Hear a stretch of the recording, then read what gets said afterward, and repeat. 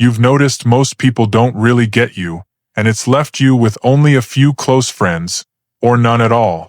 Here's why.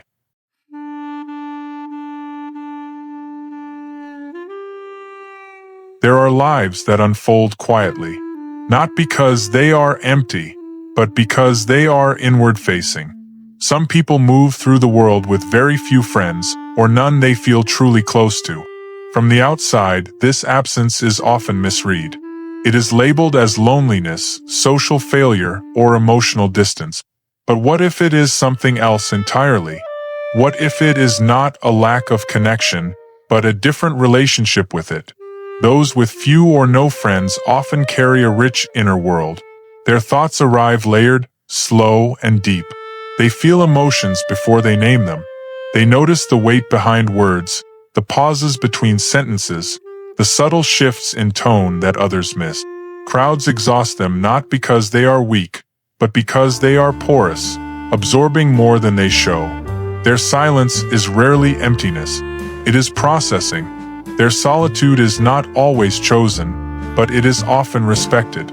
They may have tried, once or many times, to belong, to mirror the rhythm of social life, to fit into conversations that felt rushed, transactional, or emotionally thin.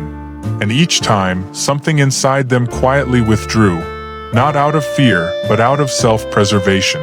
This story is not about isolation as a problem to solve. It is about understanding the psychological traits that lead some people toward fewer connections and deeper ones. Because sometimes, having few friends is not a failure of social ability. It is a reflection of emotional depth, sensitivity, and an uncommon way of being human. ChatGPT, before loneliness ever has a name, there is a feeling of being slightly out of sync. Not broken, not excluded, just different in a way that is hard to explain. People with few or no friends often recognize this early. In classrooms, in family gatherings, in casual conversations, they sense a gap between how deeply they experience the world and how quickly others move through it. While others speak to fill silence, they listen to understand it. While others bond through noise and repetition, they search for meaning, tone, and emotional truth. This difference is not dramatic. It is subtle. A hesitation before speaking. A preference for one honest conversation over many casual ones. A quiet discomfort with social rituals that feel automatic rather than sincere. They are not unaware of others. They are often too aware. They notice when laughter is forced, when kindness is performative, when connection lacks emotional weight. And over time, this awareness creates distance, not because they reject people, but because shallow closeness feels more lonely than being alone. This is the emotional beginning. Not isolation, but recognition. A quiet understanding that belonging, for them, will never come from numbers, only from depth. The roots of having few friends rarely start in adulthood. They begin much earlier, quietly, in moments that did not feel important at the time. Often, it begins in environments where emotions were felt deeply but spoken carefully, where being observant mattered more than being loud, where listening became safer than expressing. In childhood, these individuals learned to read rooms before entering them, to sense moods before words, to adjust themselves subtly without ever being asked. Sometimes they were praised for being mature. Sometimes they were overlooked for being too quiet. Sometimes they learned that connection felt conditional, present only when they were easy, agreeable, or emotionally convenient. So they adapted, not by becoming distant, but by becoming inward. They learned to self-soothe through imagination, thought, and reflection. They built rich internal landscapes because the external world felt unpredictable, overwhelming, or emotionally thin. This early shaping does not create mistrust. It creates discernment, a careful approach to closeness, an instinct to protect emotional energy. Over time, friendship stops being something to collect and becomes something to recognize, and so fewer connections form, not from avoidance, but from a long memory of what connection costs when it lacks safety. Psychologically, having few friends is often less about social difficulty and more about how the mind processes connection. Some people experience the world with heightened emotional and cognitive depth. Their nervous systems register subtleties, shifts in expression, inconsistencies in tone, emotional undercurrents that others pass by. This depth creates insight, but it also creates fatigue. Superficial interaction can feel draining because it offers stimulation without substance. Many of these individuals lean toward introversion, not as shyness, but as an energy economy. Social engagement costs more for them, so they spend it carefully. Their empathy runs high, meaning they do not simply hear words. They absorb emotional states. Over time, the mind learns to filter. Not everyone is allowed close, because closeness requires regulation, recovery, and emotional presence. Psychology also notes a trait called depth of processing, the tendency to reflect longer, think symbolically, and attach meaning to experience. People with this trait often seek fewer but more resonant bonds. When those bonds are unavailable, solitude becomes preferable to constant misalignment. This is not detachment. It is discernment shaped by awareness. Fewer friends emerge naturally when connection is not measured by frequency, but by emotional truth. There is a quiet contradiction that lives inside many people with few friends. They want connection, but they pull away from it just as often. This is not confusion, it is self-protection. They feel the human pull toward closeness, toward being known, toward shared presence. Yet alongside that desire lives a deep awareness of how easily connection can become draining, disappointing, or emotionally unsafe. They have learned that not all togetherness feels warm. Some interactions demand performance. Some friendships ask for constant availability without offering understanding. Over time, the body remembers this imbalance. The mind hesitates. The heart steps back before it is asked to.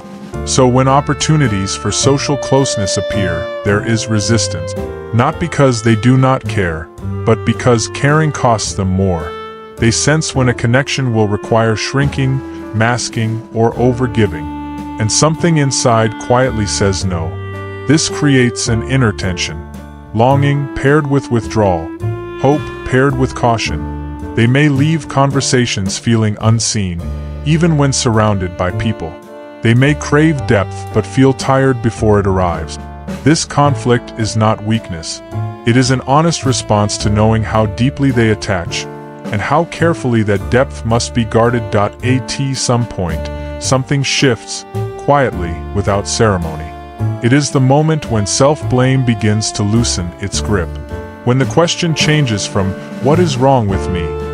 to "What has this been protecting?" This realization does not arrive as confidence. It arrives as relief. They begin to see that solitude was never a punishment. It was a boundary, a way the psyche learned to preserve emotional integrity in a world that often misunderstood their depth. Fewer friendships were not evidence of failure, but of selectivity shaped by experience. They recognized patterns. How they stayed longer in silence than in shallow bonds, how peace felt more honest than forced closeness, how their energy returned when they stopped explaining themselves. What once felt like deficiency now reads as design. This realization softens the inner dialogue. The comparison fades. The pressure to perform sociability weakens.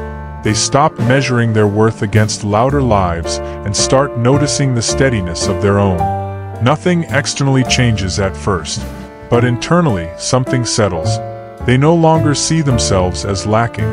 They see themselves as someone who requires meaning. And in that understanding, solitude loses its shame, becoming a quiet companion rather than a verdict. Healing does not arrive as a sudden expansion of one's social world. It arrives as permission. Permission to stop forcing connection where it cannot breathe. Permission to honor the way the nervous system naturally settles into quiet. Those with few friends begin to live in alignment with their emotional architecture rather than against it. They learn that depth requires space, that reflection needs silence the way roots need dark soil. Their days may remain outwardly simple, but internally they become more spacious. Thoughts are allowed to unfold fully. Feelings are met without urgency. Solitude becomes a place of regulation rather than retreat. This integration does not erase the desire for connection, it refines it. They become open without being porous, present without overextending. When connection does appear, it feels mutual, grounded, and unforced. When it does not, their sense of self remains intact. They no longer chase resonance. They wait for it. Living with depth means accepting that life may look quieter. Fewer messages, fewer invitations, fewer shared moments, but it feels truer. There is less fragmentation, less emotional noise, less self-betrayal. In this way, healing is not about becoming more social. It is about becoming more honest. And honesty, for them, has always thrived in stillness. Belonging is often imagined as presence. Voices around a table, names lighting up a phone, proof that one is chosen often and loudly. But for some, belonging is quieter. It does not announce itself. It settles. Those with few friends begin to understand that connection is not always external. It can exist as a steady relationship with the self. A sense of being at home inside one's own thoughts. A trust that silence does not equal absence. They may still walk alone. Still spend evenings without conversation. Still move through life without witnesses to every moment. Yet something essential has shifted. The loneliness that once questioned their worth softens into solitude that affirms it. They recognize that not everyone is meant to belong everywhere. That resonance is rare by nature. That depth does not multiply easily. And so they stop searching for rooms that require them to become smaller to enter. Belonging becomes less about being surrounded, and more about being aligned. With values, with pace, with emotional truth. If connection arrives, it is welcomed gently. If it does not, life remains meaningful. In the end, they understand this. Having few or no friends was never a measure of lovability. It was a reflection of a nervous system tuned to sincerity. And in that tuning, they find a quiet, enduring place to belong.